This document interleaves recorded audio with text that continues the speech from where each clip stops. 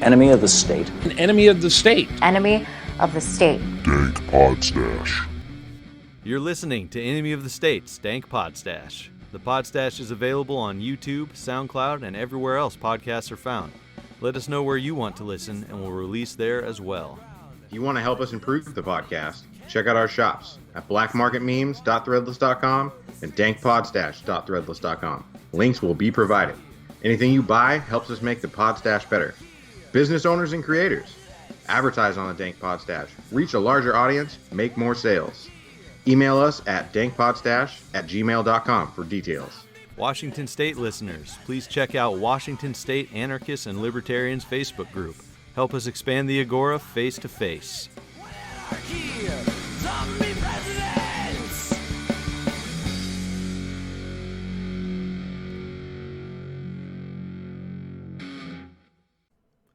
Welcome to episode 21 of Enemy of the State's Dank Podstash.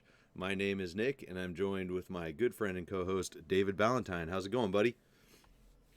It's going good. I am marginally magnificent today. We've hit episode 21, and we finally don't need a fake ID to get booze anymore. Glorious days. That's right. We're here with the Abrasive Entrepreneur, Shane Hunter, who is a good friend of mine and a fantastic person, and he's here to talk about a plethora of things that we all hate, mainly government. Yep. How you doing, man? I am doing well, other than Uncle Sam has his foot to my throat, but what else is new, right? Yeah, daily life, huh? Yeah. So what do you guys want to chat about here on episode 21? I think prohibition should be a big topic here, don't you? Absolutely. Definitely. Yeah. So, I mean, I know that we've had some talks here before coming on here, guys. So, I mean, let's get rolling into this. The first thing that we wanted to talk about was the war on opiates and this whole bullshit war on drugs part 2. You know, you've got the government and the big businesses that it partners with and essentially turns into monopolies that have created yet another drug war, right? Where from start to finish, they've got the answer on everything, because this is all about profit at the end of the day, right? Those big businesses line the pockets of those politicians that gave them the favors to begin with. But the same family that owns the trademarks and the patents on most opiates like oxycodone and OxyContin and all those sorts of things, they own it all the way to the end with all of the treatment programs for getting you off of those drugs as well. So, I mean, it sounds like a big conspiracy theory until you just break it down into simple business and you realize what's going on, right? This stuff was well planned, well orchestrated, and now that they have a ridiculous amount of the population hooked on opiates, everything from morphine to oxycodone to everything in between, they're shutting that down. Now, that's causing a whole bunch of black market opportunities to rise up, but with that also rises the danger. You know, where I live here in Arizona, in Pinal County, it's actually the biggest spot in the United States for where drugs come in now. Things like fentanyl and other black market opiates. Now, the problem is those aren't really we don't have Heisenbergs putting together this fentanyl. We'll say that. Sure. And so a lot of this stuff is killing a lot of people. And that's no good. But at the same time, I could see why people are driven to the black market, because they get kicked off of these programs, or they're told, like me, okay, you're in this amount of pain. You can't have that much because the government says you can only have amount A, not amount B, even though you need amount B. And we're not arguing that. Government has said you only get amount A, which is, say, 50 milligrams less per day than what you actually need. So there's people like me that sit there, and our new normal, our 0 out of 10 pain for, like, say that you're having a good day. My 0 is a 7 out of 10. Wow. That's crazy. Yeah. And this is what the government has created.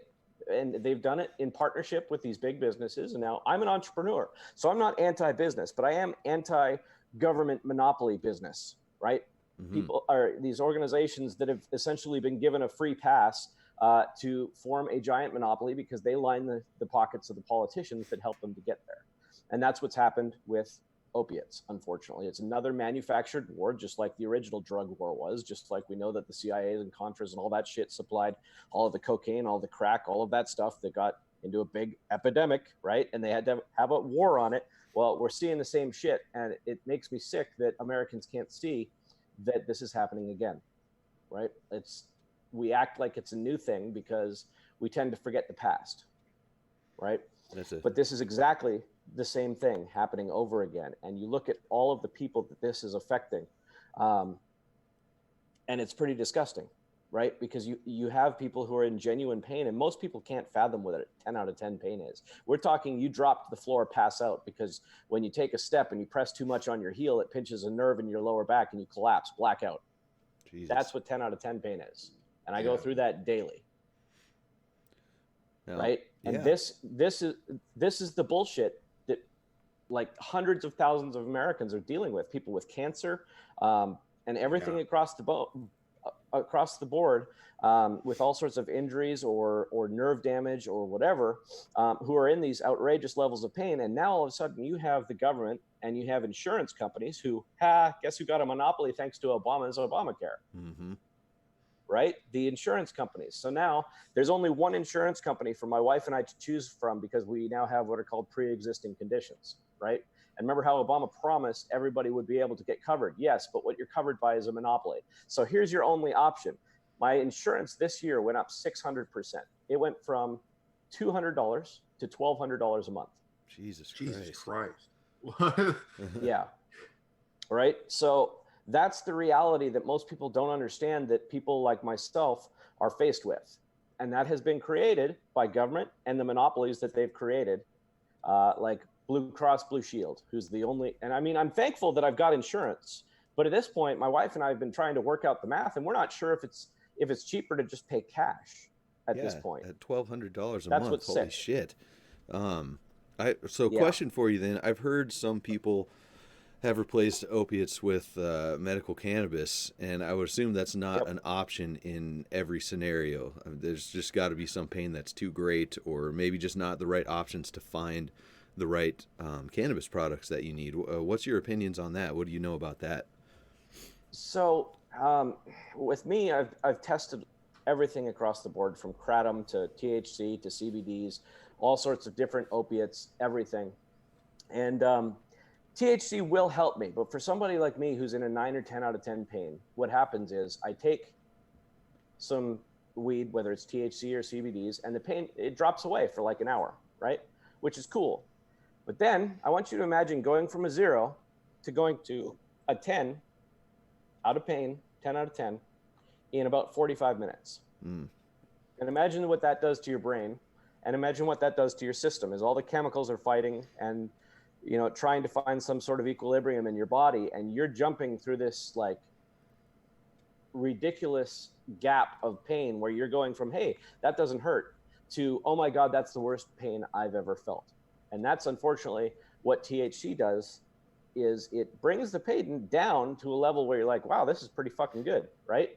But as soon as it wears off, you're fucked, because you have to go through that pain gap where you jump from a 0 to 10. And because mine's so intense, that's not something you can deal with. Now, if you've got like a 3 out of 10 or even a 6 out of 10 pain, THC is going to be great for you. CBDs are going to be great for you because it's not that big of a gap. But once you jump over about 7 out of 10 pain, it is like torture level, right? Wow. So to put yourself through that, your body can't take it. I mean, my blood pressure goes through the roof. Like I almost have a heart attack after I've taken THC. Because of how bad that pain jump is. So, I mean, it works, and I'm not knocking on medical cannabis or anything like that. It works with a lot of people. But once you've crossed a certain threshold, cannabis isn't going to help you. It's not. Yeah, that makes sense. It's just the stronger option with some kind of opiates, and it's a much longer lasting, it sounds like, too, huh? Yes, exactly. But now, unfortunately, with opiates, I mean, it doesn't drop it nearly as much as THC does. But that is actually less torturous, because say I only drop down to like a 6 or a 7 out of 10 pain. Now I only have to jump from that 7 back to a 9 or 10, right? And that, although it sucks, isn't as bad as jumping from like a 1 or a 2 all the way back to a 9 or a 10. Yeah, because it happens within the same time span. And like, I don't know, man. It's like smashing your hand with a hammer, but anticipating, waiting, knowing that after that 45-minute timer goes up, you have to smash the shit out of your finger with that hammer until it's nothing but a bloody pulp. Right. So imagine what that does to your head, right? And your stress levels, the cortisol levels, and everything else that goes in with that. So it's not helpful. But the opiates, they only last probably 2 or 3 hours, right? And these are time release. So what I'm on daily is 60 milligrams of morphine sulfate, time released, right? So these are supposed to last 12 hours. They last 3 max with my body's metabolism of how I digest these things. And I'm also on 40 milligrams of oxycodone per day. Now that's oxycodone, that's the acute pain stuff. It's not time released. It's like, oh shit, you're really having a bad pain spike. If you don't deal with this, you're probably going to have a heart attack type pain, right? So what I take in the morning when I wake up, and that can be anywhere from, like we've talked about, David, it can be anywhere from like 3 a.m. to 8 a.m. But 8 a.m. is like, I've been suffering for hours at this point, and I'm just trying to prolong when I can take that drug by, because if I take it at 3 in the morning, that means it's wearing off by about 6 in the morning. So now I have to wait until 4 o'clock in the afternoon to take that second dose, right? So I try to wait until about 8 o'clock in the morning before I take that first morning dose. But now understand that that's only going to last me until about 11 o'clock. So from 11 o'clock to 4 o'clock, that's 5 hours, I get to go through ridiculous levels of pain, 9 or 10 for that whole period. And then at 4 o'clock, I get to take the next dosage that Uncle Sam has deemed appropriate, right? Because these are state maximums. And David, we talked about this a little bit, but each state has now its maximum amount of opiates that you are allowed to consume in a day. And I'm technically over that amount by 10 milligrams per day. Now, understanding that different body sizes, just like with alcohol, affect all of this, being male or female, et cetera, all of the different actual scientific things that go into how big of a dose you should have don't matter, right? So they're saying that a little 100-pound female should have the same maximum dosage as me. And I'm a 210-pound male that's just shy of 6 feet tall. Yeah, that's ridiculous. The government should not be involved in anything like that when it pertains to your medical treatment. Exactly. And yet that's exactly what's happened. And the thing is, the doctors, right, even though they look at me and they're like, I know you need more. That's not up to debate. We get it. We know. But we are not allowed. They will lose their license. Right. If they give you what they deem you need. Yeah. And that's the state that we're in right now, because now we've declared this war on opiates and pretend that they're a bad thing. Well, they're not a bad thing if you don't abuse them. But the problem is so many people have abused them, and government has gone so far into bed with these insurance companies that we have this two-front war that's made it so that the people that get trapped in the middle that aren't abusing this shit, that actually need it, get trapped and get mistreated like they're the ones abusing it. Well, I believe I've heard a lot of people turn to just straight heroin and stuff when they can't afford prescriptions or anything like that, and that's what leads to a lot of addiction and overdose as well. Exactly, and that's what's leaking through in my county here, down in Pinal County, Arizona, are all of the different black market alternatives, from heroin to fentanyl. Now, fentanyl is 100 times more potent than heroin, right? So you need like a microgram of this shit to be as fucked up as you are on heroin. The problem is these things are coming into the country as 5 milligram tablets. Well, if you need a microgram and you're taking 5 milligrams, that's an instant overdose. That's insane. And that's unfortunately what's going on. Is a lot of people aren't educated on this shit, right? So they don't know just how much they're taking or how much they're supposed to take. All they know is, holy shit, I'm in a lot of pain. And let me tell you, when you're in that level of pain, you go into the animalistic side of your brain. You go into a very reactionary state, right? You just want that pain to end. If you've ever seen like a dog that just got the shit kicked out of it or anything along those lines by like another animal or something along those lines, they're in total fear, right? Yeah. They'll snap at anything that comes near them. Even if you're their owner and you want to help them, they're still snappy until they can calm down and get out of that space. But what that space is if they're in pain. Well, that's what you're like when this happens. So all you're thinking is, I need to end my pain, right? So you're not thinking, oh, 5 milligrams of fentanyl, what's that going to do to me? You don't give a shit. You're like, wait, that pill gets rid of my pain? Give it to me. In fact, I might need 2. Yeah, no calculation, just instinct at that point. Exactly. And so that's where we're getting a whole bunch of these problems where people are overdosing on black market alternatives. It's not that the black market alternatives are necessarily evil. It's that there's a lack of education, and there's a lack of oversight from people who do have the education. But that's what this war being created by the government is doing, is it's pushing people away who have these problems, who are in this reactionary state, away from people who are educated, who can help them have the proper dosages and understand what it is they're taking and how much of it they should take. Yeah, I mean, the people that are dealing these things like fentanyl and heroin, they're certainly not in it to help people, you know. Exactly. So they're not measuring these things out and warning people. Yeah, well, in Ohio alone, last year there were 4,000 overdoses because the cocaine is that's sourced in Ohio locally. The dealers are cutting that with fentanyl. Yeah. At this point, that's cocaine. Now, those two things don't go well together. No, right? They do not. But they mix it anyway because it's same old shit of cutting drugs back in the day when they used to do it with like lidocaine from dentist's office and shit like that. Well, fentanyl gets you mad fucked up, so people are like, hey, let's use this, right? Because it's a cheaper alternative. They mix that shit. Well, as a result, it ended up in 4,000 overdoses in 2018 in Ohio alone. Yeah. Right. So, I mean, this shit's becoming a massive problem, but you can trace it all back to the government fucking up everything, the entire distribution chain, the education chain, and everything that could possibly keep these people safe can be traced back to this government's war on these new drugs that, again, they helped perpetuate and get out into this society. I watched it happen in this state with everybody got on Oxycontin. Everybody was smoking OCs. Yep. I was never into any of that, but I was around a lot of people, excuse me, that did. And as soon as they made it so you couldn't smoke it anymore, and then they got rid of it. Yep. All of a sudden, everybody went to heroin, and it was like the heroin was just there waiting in the wings for these people to switch to. Yeah, well, unfortunately, another thing that a lot of people don't understand about opiates is this binds to your opiate receptors in your body.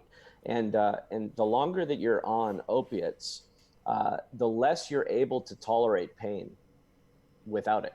So all of your friends that were smoking this OC and whatnot, they might not have even been in any sort of major pain or anything along those lines. But now every time they stub their toe, it's going to be like a fucking 6 or 7 out of 10 pain.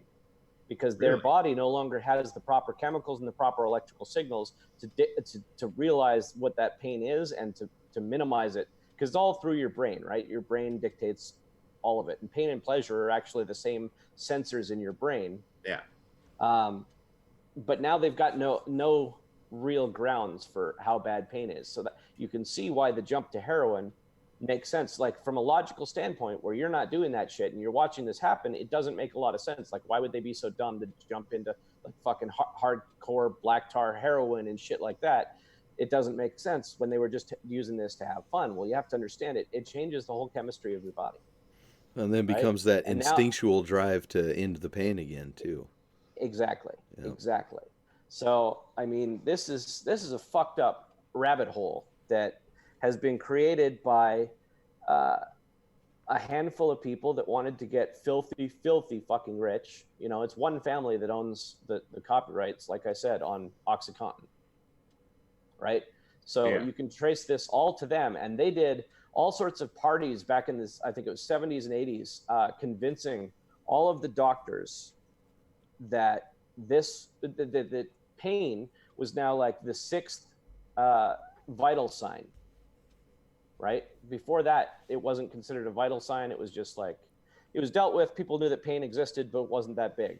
Well, they came up with this whole marketing campaign where it became the 6th vital sign. And if you weren't treating that vital sign, you weren't a good doctor.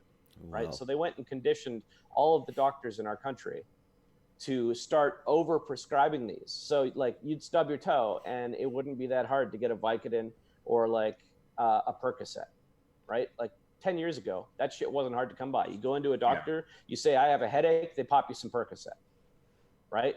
But that's why, is because they got conditioned by the same family and their marketing organization and everything that built out of that company, to think that if they weren't doing that, they were bad doctors, right? And now we can blame doctors, but when you understand doctors to the level that I do and see how many I've seen, both with my wife's conditions and my own, you start to realize that most doctors aren't necessarily go-getters, you know, in that they're keeping up with science and they're really studying individual problems and all of that. They're just doing a job just like anybody else at the end of the day. And so they weren't going out and doing their research and figuring out what OxyContin can actually do to people. And at the time, there wasn't a long enough period for them to see what it would do. Jeez. So they just believed all of this pseudoscience that was coming from a marketing arm of a company that perpetuated this whole bold lie that everybody needed to be drugged up on opiates because anything else was inhumane, right? And with the Hippocratic oath or whatever that they have to take as doctors, they can't let their patients suffer. That's part of their oath. So you factor all of that shit in together, and it's the perfect marketing storm to create this giant monopoly, this giant drug cartel, essentially, but legalized because it's got the government's blessing. And that's how we got to where we're at. And it's ridiculously now you've got disturbing that doctors wouldn't want to keep up with that kind of stuff. And well, it is, but at the end of the day, you got to realize, I mean, doctors now, because of the way that insurance works, they're plowing through like anywhere from 5 to 20 patients per hour. Sure. Yeah. Right. So, I mean, and they're already working 60 to 80 hours per week. So at what point do these humans have time to go and keep up with all this shit? They don't. Yep. Right. But you have to ask yourself, is that something that was created so that they don't go and look this up? Because remember, who pays most of doctors' bills? It's these pharmaceutical companies. Yes. Right. They say, hey, here's a new drug. We're going to give you a bunch of trials. We want you to give this to your patients. And if you do, we'll give you a bonus. Okay. Right. Speaking for doctors, there's a new movement in doctors. Well, not super new. It's a few years old at least. But have you heard of direct primary care physicians that have stepped away from the conglomerates and the insurance? And it's kind of like an old school family practice where their patients have monthly subscription fees, and then you pay for anything extra on top of that. And some of them do house calls, but they don't do insurance. They don't work through the big collective where all the doctors are in there under some university name or whatever like that. And that might be something to look into, because that's the way my wife and I are going, to stay away from the giant mega corporations and the overworked doctors. And it's a good option for anybody out there. Yeah, for sure, man. I mean, more things like that are going to start popping up just out of necessity, because the healthcare system is completely fucking broken in this country. The way that they look at cancer, the way that they look at renal failure, the way they look at heart failure, all of this shit, even blood pressure and things along those lines, they look at it as a giant grouping as a whole. They don't look at the individual cases and what caused it. My wife has chronic kidney disease. She has what's called uromodulin-associated kidney disease. And when we found out that she had this about 2 or 3 years ago, it was just after she had a huge horse accident. We'd never heard anything about this, but all of a sudden she was down to like 30-something% kidney use, kidney function. And so this kind of freaked us out. We went to the doctors and they're like, well, there's nothing you can do. You just have to wait until the kidney dies. And when it's at 20% or lower, we'll put you on dialysis, and then we'll put you on the list for a transplant. That's literally the whole process for anybody that has renal failure in this country, right? I said, you know what? I don't like that prognosis at all. I don't. And so I'm going to start looking this shit up. And I went and I read and I read and I read and I read and I read for hours upon hours upon hours, everything I could about kidneys, about genetic disorders, and about uromodulin-associated kidney disease. And what I discovered was this wasn't actually a kidney problem. what? Right? Yeah. Now, these doctors have all said, you've got a kidney problem. You've got kidney disease. Not true. What my wife had was a genetic marker. One of her genes in the 16th chromosome had turned off, right? Now, that's the uromodulin gene, the UMOD gene for short. That gene has one function, one primary function, and that's to create a protein called the TAMS horsefall protein.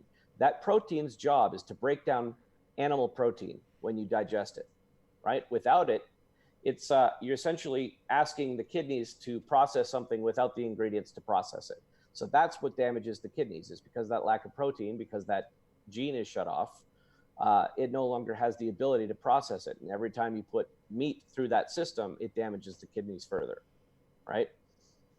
So finding all this out, I said, holy shit, there might be a way to stop this from continuing the damage. And we ended up working with this one research facility called Wake Forest Medical out of either North or South Carolina. And they agreed to do the blood work for me. And we went to split testing my wife's diet. And I joined her because it's too difficult to watch someone eat steak dinner while you're eating vegetables, right? Sure. And so I started split testing. We went all the way down to a totally vegan diet, nothing but fruits, veggies, stuff like that, right? No milk, no cheese, no butter, no eggs, none of that shit. And we did that for 2 months, and we measured her blood. And all of a sudden, there was this dramatic shift. She was no longer dropping in her renal functions, and some things had even gone a little bit up. I said, that's interesting. The next 2 months, we did a vegetarian diet. So we introduced milk, butter, eggs, cheese, all that stuff, because a vegetarian diet is much easier to follow than a vegan diet here in the United States. I mean, you really can't eat out much if you're a vegan. Like there's vegan restaurants, but they're few and far between, and regular restaurants don't cater to vegan diet at all, right? It's like, oh, here's a salad, but you can't have the dressing. You know?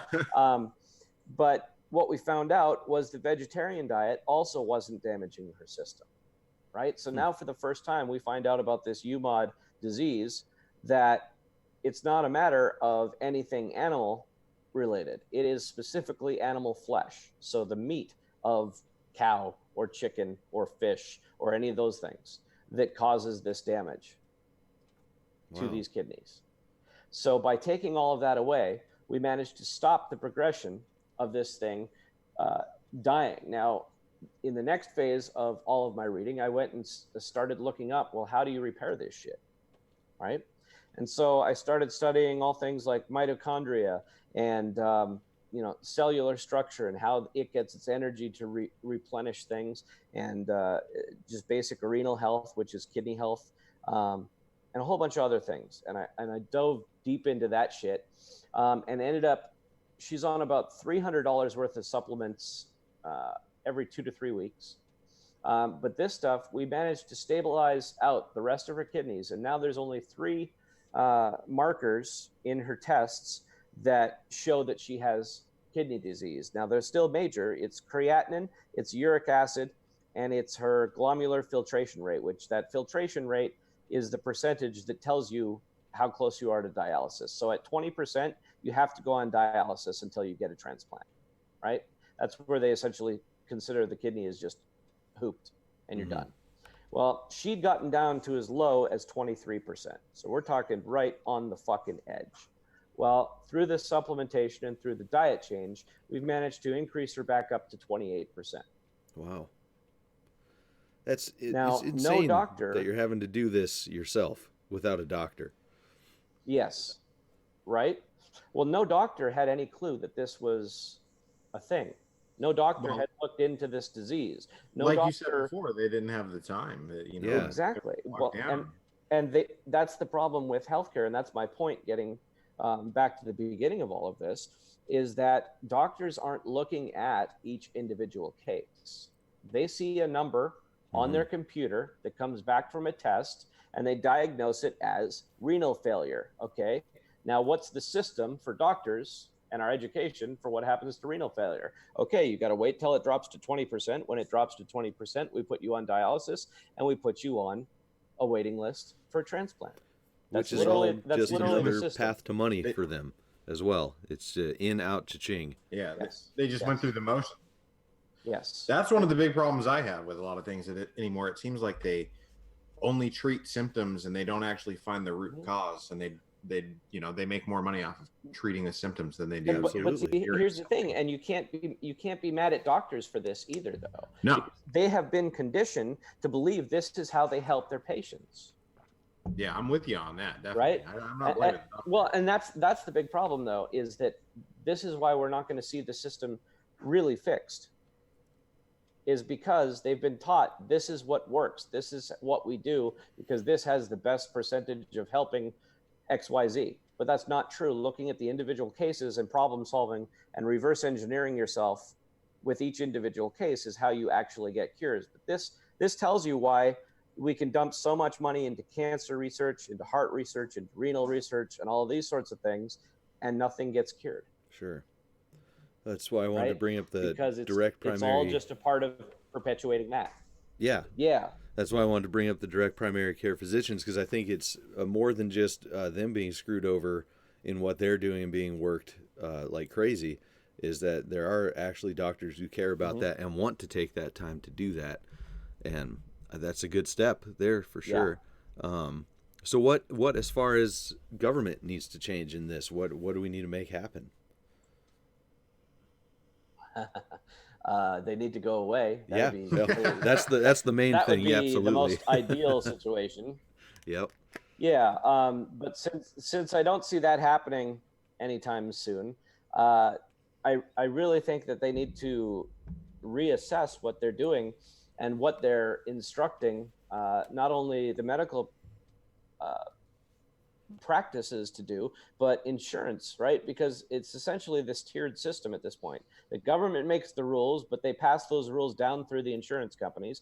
The insurance companies make a bunch of profitability rules. And so now you've got double regulations put on that third tier, which is the doctors, right? Mm-hmm. So now the doctors have to work within these guidelines created by the insurance companies and created by the government, both of which have no knowledge and no understanding of how medicine actually works.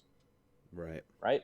So in actuality, I believe that we need to put more power back into the doctor's hands, but we also need to re-educate a large majority of doctors, right? Because everything they've been taught, although at the time they thought they were being taught what was right, we're now finding out that a lot of it wasn't correct. But try telling that to someone who spent 12 years learning what the truth was and has been told that they are very prestigious and that nobody should question them. Mm-hmm. Well, right. So, yeah. I mean, this is something where you've got to destroy the system in order to rebuild the system as something better. Now, as Nick had said, there's these new breed of doctors, and I think that's a good start.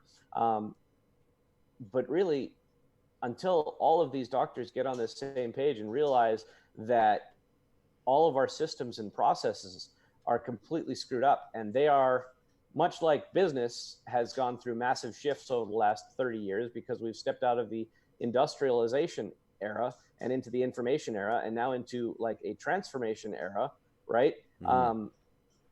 A lot of those things get left behind. Well, medicine has done the same thing, only they haven't done what's necessary to keep up either.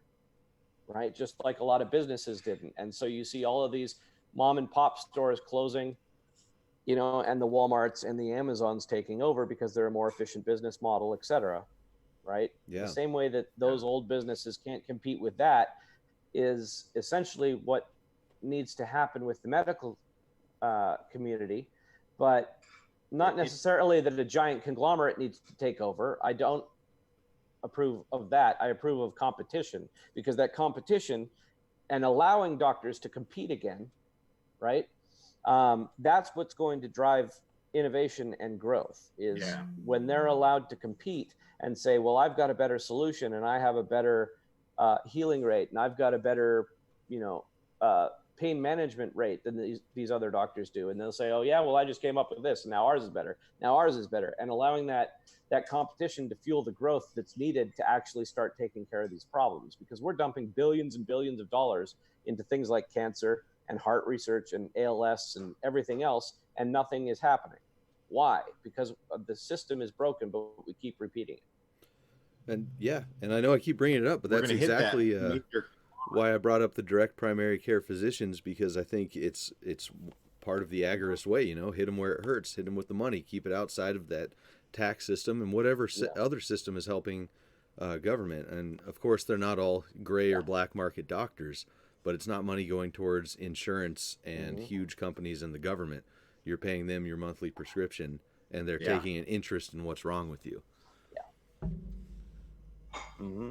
Well, see, but the big problem with the doctors that you're saying here, though, Nick, is they're good for primary checkups and things along those lines. But for someone like me who needs MRIs because his spine is blown out, right? Those MRI equipment, those run in several millions of dollars, sometimes tens of millions of dollars. So those doctors that are doing it that way don't have the money to afford that equipment. So the next stage that you get sent on to, they need insurance, and that's where the system breaks. Yep. And there are some because moving into if I don't have insurance, more high-end equipment as well, but I'm probably not quite to the level but yet. Well, that's what I'm saying is the cost makes it so that those doctors that have the good hearts that aren't doing it for money are very limited, right? So they're going to start taking on investors, but those investors, just like a board of a public company, are going to want profits. And so because of that, you keep on ramming your head against the wall because that equipment is too expensive for the good doctors to afford. So what's the solution to that? Competition yet again, because you've got that whole system is regulated as well. So only certain companies can build medical equipment because you've got the FDA and everybody else that's involved saying you need our stamp of approval for that MRI machine to make it to the market. And is that what jacks up the price of these machines? Yeah, everything that's fucked up in price in this country you can trace back to the government essentially making those sorts of deals, some sort of acronym agency that needs to put their stamp of approval on something, and that jacks up the price, right? Because now you've put essentially all of the competitors to bed, and the only ones that can make it are the ones that can afford lobbyists, right, to petition those politicians who then petition those acronym agencies to give them the stamp. So the competition is very limited, and as a result, our progress is stifled, right? Because again, it just comes down to government created monopolies, and they're not monopolies yet. But if you think of the early stages of it, it definitely is, because what they're doing is making it so that competition no longer exists. Well, what is a monopoly? It's something that's grown so big that competition can't touch it, right? The more government is involved, the more monopolized it's going to become. Yeah, absolutely. And I mean, I'm all for making shit safe, right? Making sure you're not going to get irradiated when you go into an MRI and things along those lines. But government doesn't have anybody's best interest but themselves. Exactly. Right. And it won't make it safer. Maybe in a couple of things it might make it safer. Yeah. It might look safer, but it's not going to be safer. Well, and that's the lie that they perpetuate. Well, big businesses aren't. Businesses aren't going to care about your safety. Well, bullshit, they're not. You're telling me that companies that are competitive, that are trying to get their stuff to market, if they're putting out an MRI machine that gives people cancer, that they're going to survive in a free market? Yeah. Right? Like, it's not going to happen. So those companies, if they were allowed to prosper and to grow and to actually compete, it's in their best interest to create a machine that's not going to fuck people up. Right? But the government says, no, that's not allowed. You need us to make sure that we put this cool stamp on that motherfucker, even though we know full well the FTC and FDA and fucking all those acronym agencies all put stamps on all sorts of shit that shouldn't have ever made it to market. And then they're safe from getting fucked with in the long run, Yes. Because the government will protect them. Yep. Absolutely. 100%. And that's the problem. We've got so many systems in this country that are stifled by that exact thing. But one of the biggest is insurance, and then the whole medical facility behind that, from the doctors to the people who make the equipment, to the people who make the drugs, to all of it is so heavily regulated that it's no longer a free market system, right? And that is what is killing us. That's why there's countries all over the world now that have bypassed us in medical breakthroughs. Yeah.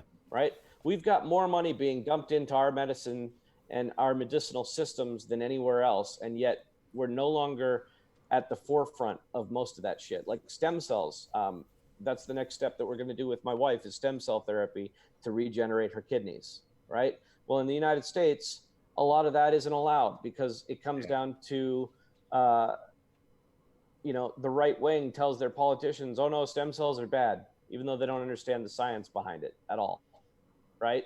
And so now those guys are responsible to their constituents. There's also responsible to the lobbyists of the companies that say, well, stem cells are going to make a bunch of people healed, and then we won't have the money from them being perpetually sick. Mm-hmm. So let's keep that shit out of here. We don't want to heal these people. We're trying to make a consumer life cycle. Yep. Right? And so Mexico has further opportunities on stem cell research than we do here. That's what's messed up, right?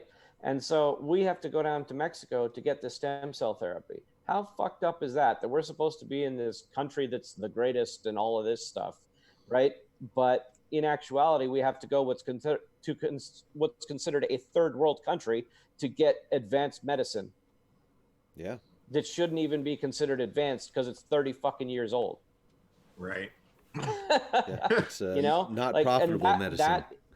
Exactly. That's the extent to which we're broken, is because it's not profitable. But profit in itself isn't inherently bad. But when you give these certain companies monopolies or duopolies, right, where they're the only ones that can get those certifications, that's the problem, because now they're the only ones that are profiting. So they create this closed loop system with their politicians and make sure that they're the only ones that can profit. And so there's no competition, which means there's no drive forward, which means there are no cures, there are no results, and we get no further ahead. Stifles innovation. Exactly. And instead we create these massive, massive profitable companies who are more interested in turning you and I into a consumer lifestyle, our life cycle, that needs drugs for the rest of our lives and needs these procedures for the rest of their lives. Exactly. On equipment and drugs that they have the patents to. Yeah. I guess I should have said not profitable to the correct people. Exactly. Yeah. And that's, again, the big issue is all of this comes down to government. Mm-hmm. Every last bit of it. Just like every problem in history, right? Like that's what nobody's understanding, is there's no politicians that are going to come and save us. That's why, I mean, if I were to vote, which I haven't yet, and I'm 37, if I were, it would be for people that are about limiting government and taking government out of shit, right? Because that's, at the end of the day, that's the only thing that's going to fix anything. And that's why I believe in anarchy and in a free market system, right? Is because in that scenario, competition will fuel who gets to the top and who creates the new innovations and who cures this and that and the other thing, instead of a few patents that are handed out by a few politicians to a few companies having all the power. You put the power back in the hands of competition. Absolutely. So, and speaking of competition, well, tell us about the Abrasive Entrepreneur, because I definitely want to get that stuff in here before we end the show. Yeah, we have some time still. Beat me to that question. Yeah, man. So I mean, what's that? What's that? Oh, I beat David to the question. No biggie. Oh, yeah. So I mean, the Abrasive Entrepreneur, that is my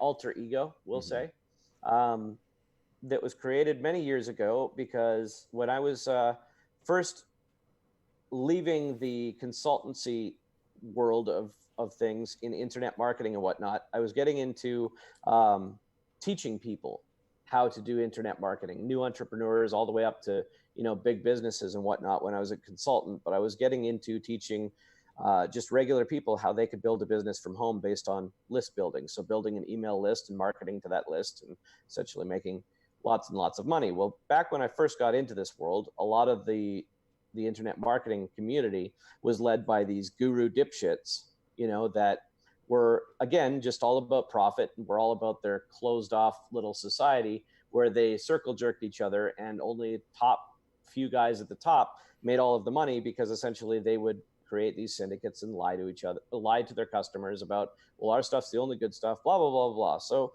it was very difficult to get on stage back with these guys quite a few years ago, right? And I was told the reason that I couldn't get on stage was that I was too abrasive. I told too many truths that would lead to too many people gaining the success that they actually wanted, right? Instead of keeping them on the hamster wheel, which was, again, keeping them in a consumer life cycle that made that chosen few richer, but didn't progress any of the customers. And I thought that was fucked up. That's why I was so abrasive. That's why I told people the truth, because I used to work for those gurus too, right? I helped a lot of them set themselves up and take care of certain problems that they couldn't have taken care of on their own. And so I knew what had happened and what created these guys and what it took. And I was starting to teach people those exact same secrets, right? And they didn't like this. They called me abrasive. And I was like, that's kind of interesting. My buddy Ben Settle and I were sitting there at an event that I actually did get to speak at, laughing about the fact that I was being called too abrasive yet again. And we thought, how cool of a moniker would that be, to become the Abrasive Entrepreneur and to just own that shit? Yeah, that's exactly who I am. But I'm not going to allow you to limit me with that. I'm going to turn it into a superpower, which is a big part of what the Abrasive Entrepreneur has evolved into. Is I teach people to take their victimization, right? Whatever they feel that they're a victim of, and to turn that into their power, to turn that into the fulcrum for their success, right? The turning point. So that's what the Abrasive Entrepreneurs come down to do, is teach people from any walk of life that if you've got anything that you can teach to people, or you can go out and learn something that's your hobby or your passion or your interest, right? And I teach them how to take that and make it profitable. And that's through having things like an email list, or even, an SMS/text message list, or social media followings. And I essentially teach people how to monetize those things. So one of my biggest successes was this past year. I finally released what's called the Abrasive Entrepreneurs Masterclass. And this is the culmination of 2 years where 3 years ago, I was told by my doctor, "You're going to die, dude." Because when I got in the accident that caused my back problem, my whole system was shutting down. I had pancreatitis. My triglycerides were over 1,200. Like, I was dying flat out. And my doctor said, "You're going to die, dude." He actually punctuated it with "dude."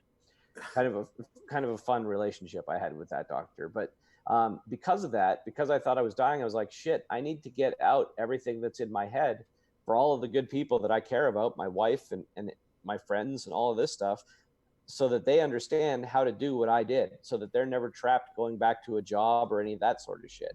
So I set out on this journey to create a monthly newsletter where every month I would dive through exactly what it took to get to the top of owning your own list and your own audience and monetizing the shit out of that. Well, after 2 years of writing this newsletter, I put all of that stuff together, and I put all the other stuff that I'd done over the last 2 or 3 years all into one giant cohesive package that teaches you from A to Z how to rise up, how to position yourself as a leader for these groups, and how to get them to want to willingly hand over money to learn from you. And it's not just internet marketing. You don't have to become an internet marketer for this to work. Like, you can teach them about anarchy. David, you could teach people how to make shirts, all that sort of stuff, and how you come up with memes and all that sort of stuff. Nick, you can teach them on podcasting and all of that, right? Like, anything that you want to, that you're passionate about, there's enough people out there that are interested in learning that stuff. So I teach people how to monetize those sorts of things to the maximum degree, right? Mine just so happens to be, I've been an internet marketer for a decade plus here, so that's what I got into. That's what I teach. But there's not another product out there like it. Now, it is pricey. It's $5,000 for this. But you also get 2 phone calls with me as another portion of this, and those are worth $1,000 minimum each. So that's another 2,000 in bonuses. But when you look at this, is 2 years, 24 issues worth of newsletters that we're selling at up to $300 per issue, right? That's what, $7,200. So you put that in, you put in the calls. I also have these abrasive consultations, which are me talking to 24 different businesses from all different niches and industries and whatnot about their particular business and the problems they were having marketing their business online, right? So you get to look over the shoulder of all these successful businesses and see problems that you're going to have before you ever have them, and then get the solutions to them before you ever need them. So it makes everything just a lot more streamlined, a lot more smooth. And I also have this interview where for an hour I talk about how I did an affiliate marketing campaign where in 3 days I generated $50,000 to $60,000 in revenue. Jesus. Right.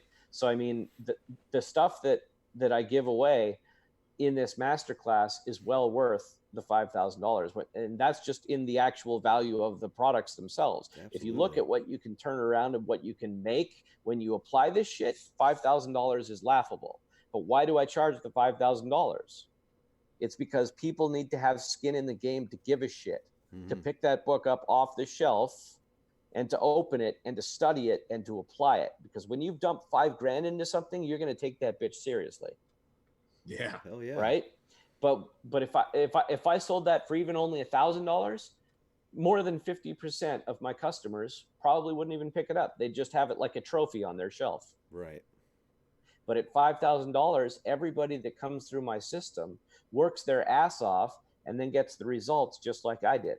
So it's kind of a hack. Instead of me having to say, you need to work your ass off, David. You need to work your ass off, David, and riding you like, a father would a child.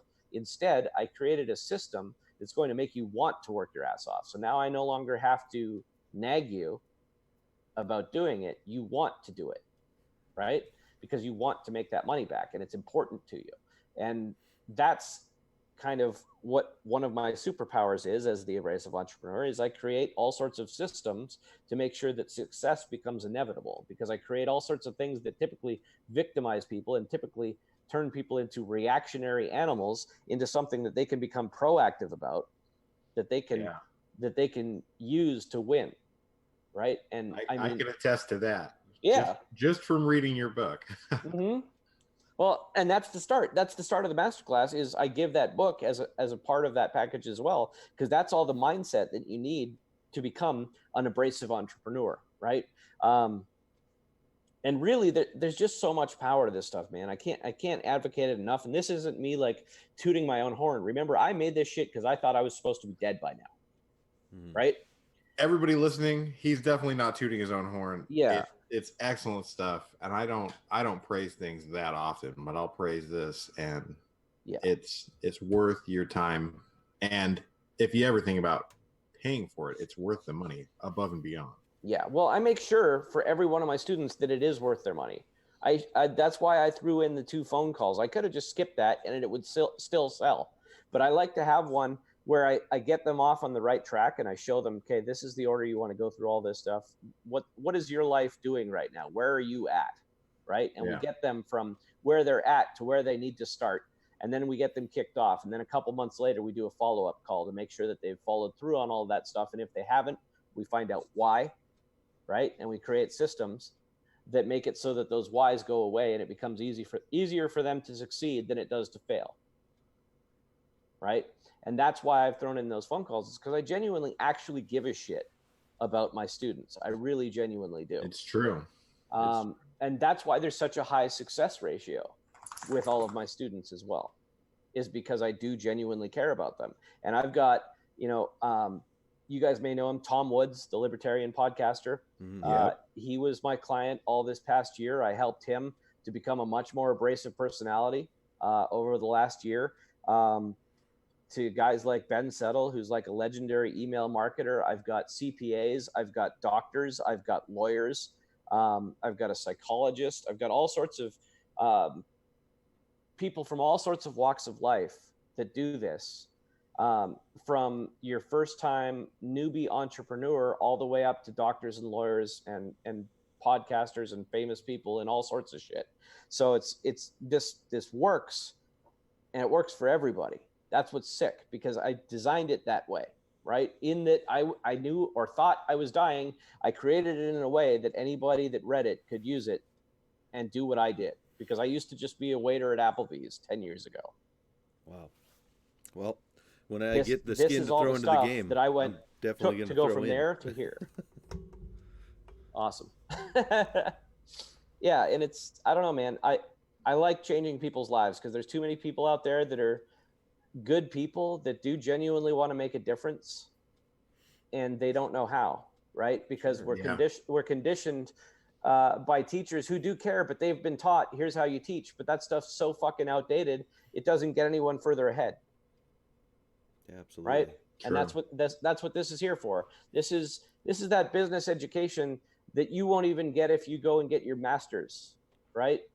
You won't in business. It can't even compete to this, because this is something that you can turn into $100,000 business in your first year, because there's almost no real overhead. There's no massive costs to doing this. So all of those sorts of hangups disappear, and really it can work for anybody and everybody, and it does. And that's what's fun about it, you know? And I just find different fun ways to advertise people. I mean, my latest commercial is featuring George Young, the guy from the movie Blow, right? Yeah. I got him to do a little promo thing for me through the site cameo.com. You know, it's not a testimonial or anything. I'm not scamming anybody. I'm not trying to trick anybody that he was my customer. I just got him to say, you know, he's the Escobar of advertising, right? And just different lines like this that I can use, that coming from that guy, it's a major pattern interrupt. And so people are like, holy shit, is that really, you know, Boston George Young? Yes, it is. Right. and I mean, David, I've used that site to fuck with you one time, because I hired that lady cop.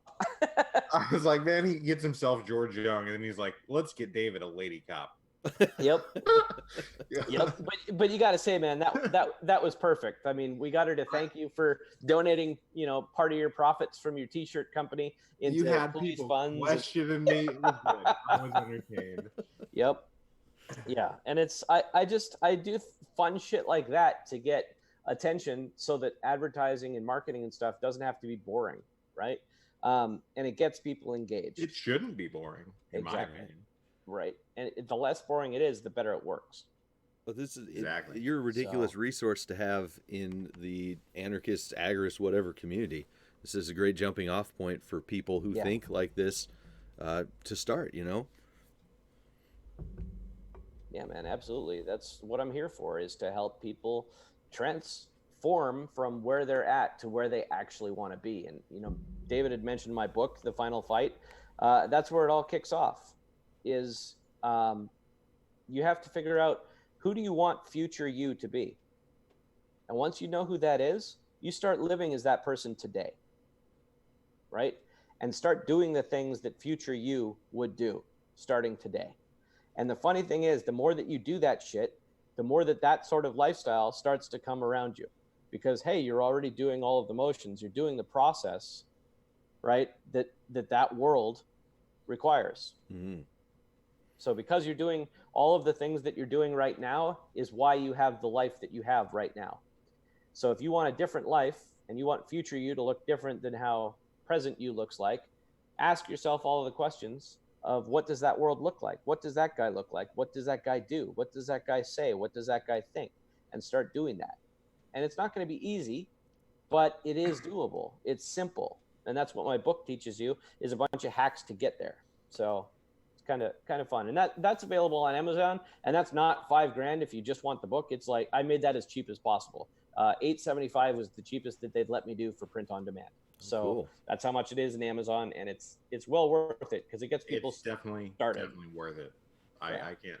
When I first read it, I was like, wow, a lot of this, like, I already knew, and I was already putting into practice to, you know, a certain degree. But at the same time, like, reading it and like having a layout like that, was extremely beneficial. And like knowing somebody else like knew these things, and it wasn't just me in my own head, like this is how it should be, right? Well, definitely consider I that recommend it. I recommend purchase for reading me it too. times. Well, I appreciate it.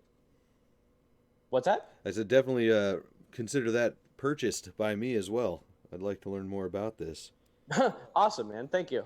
Absolutely. Yeah, it's fun, man. I mean, I do all sorts of weird shit from my Facebook page, The Abrasive Entrepreneur. I mean, I read out most of the chapters of that book over the last year, one chapter at a time. Because, again, not everything I do is for profitable purposes. I mean, I like to profit. My lifestyle costs a lot. We live on a 5-acre ranch with like fucking 9 horses in the yard and a wife that likes to collect them. So, I mean, it costs, but at the same time, my goal is impact.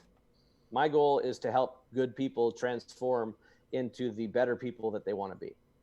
That's it. And so that's why I give away like free chapters of the book, and I read the whole fucking thing over the course of like a month on my Facebook page, is to get people started, and then they can go get that book for as cheap as Amazon would let me post it, right?